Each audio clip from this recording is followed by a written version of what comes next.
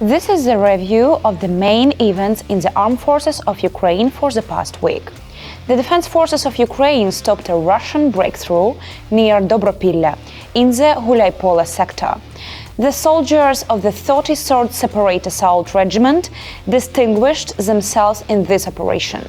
The regiment released the relevant footage on social media. Russian forces also failed to storm the city of Pokrovsk. In foggy weather, they used armoured vehicles, which were detected and destroyed by the defense forces. Ukrainian troops control the northern part of the city, locate and eliminate enemy groups in urban areas. Additional logistics routes to Pokrovsk and Myrgograd are being organized to ensure uninterrupted supply for Ukrainian units and timely evacuation, according to the East operational grouping. The situation in the area of Myrgograd remains difficult. According to the 7th Rapid Response Corps of the Air Assault Forces, the enemy continues intensive shelling with guided aerial bombs.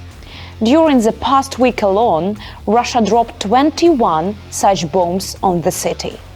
The enemy is conducting active assaults and attempting to enter and secure positions on the southeastern outskirts.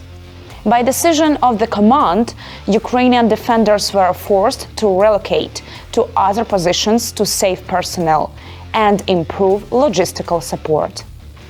Siversk remains under the control of the defense forces. The 54th Separate Mechanized Brigade refuted Russian claims of allegedly establishing control over the city. The enemy uses fog to attempt infiltration, but meets resistance. Some small groups manage to enter the basements of high-rise buildings, which complicate their rapid neutralization. There are isolated attempts by Russian troops to raise their flags on buildings to create the illusion of control. Pressure from Russian occupation forces persists near Vovchansk in Kharkiv region and in the Liman sector in Donetsk region. This was reported by the head of communications of the Joint Forces grouping, Viktor Tregubov. He noted that in Kupiansk, Russian troops remains present in the northern neighborhoods of the city. According to the Commander-in-Chief of the Armed Forces of Ukraine, General Oleksandr Syrskyi, the length of the front line has decreased by 35 kilometers over the past months due to the actions of Ukrainian troops. He stated this during a meeting with editors and leaders of major Ukrainian media outlets. The advance rate of Russian forces in some areas ranges from 1.5 to 4.5 kilometers per month. On the Pokrovsk axis, the enemy advances approximately 1.5 kilometers monthly, which, given their losses, is negligible. General Syrskyi also reported that since mid-November, the defense forces have retaken around 13 square kilometers in the northern part of Pokrovsk, which is almost half of the city's total area. He stressed that Myrgograd is not encircled, though logistical challenges persist. The Commander-in-Chief warned against spreading disinformation and urged the public not to amplify Russian propaganda. Meanwhile, Russia continues to strike Ukrainian towns and villages. Last week, drones carried out targeted strikes on residential buildings in Chernihiv and Okhtyrka in Sumy region. Communal infrastructure was also attacked. Across the country, many civilians were killed or injured, including children. Russian forces continue to target energy and heat generation facilities, with frontline towns suffering the most. In Kharkiv region, Russian troops killed a civilian and prepared to attack the next victim.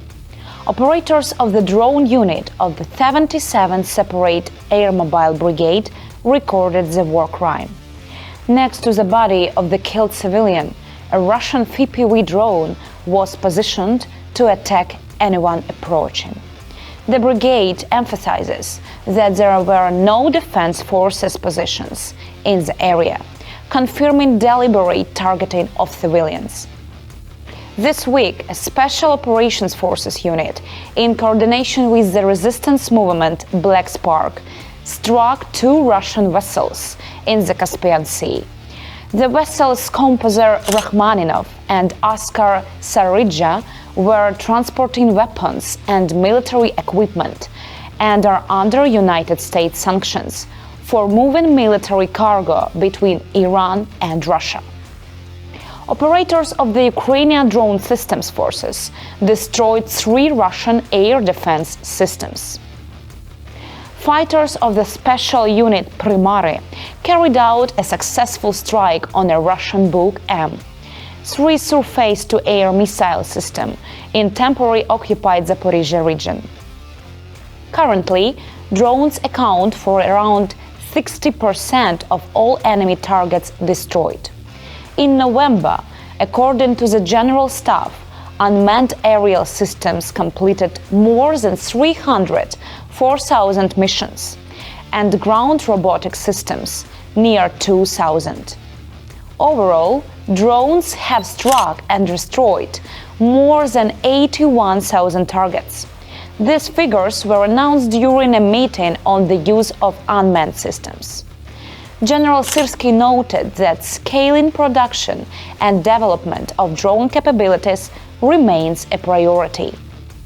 The government of the Netherlands approved an additional 700 million euros in military assistance for Ukraine for next year. This was announced by the Dutch Minister of Foreign Affairs. The Netherlands has supported Ukraine since the beginning of Russia's full-scale invasion. President Volodymyr Zelensky expressed gratitude to the Prime Minister and the entire government. In Kyiv, a new documentary film titled 225 was presented. It tells the story of the soldiers of the 225th Separate Assault Regiment. Hero of Ukraine and commander of the regiment, Oleksandr Syrskyi, said the film is about people from different walks of life who joined the unit and became brothers in arms. We show the war as soldiers see it, without embellishment, without theatrics, but with incredible human resilience, stated Colonel Bogdan Senek, chief of the main communications directorate of the Armed Forces of Ukraine and executive producer of the film. The documentary 225 is available for viewing on the YouTube channel Defenders of Independence.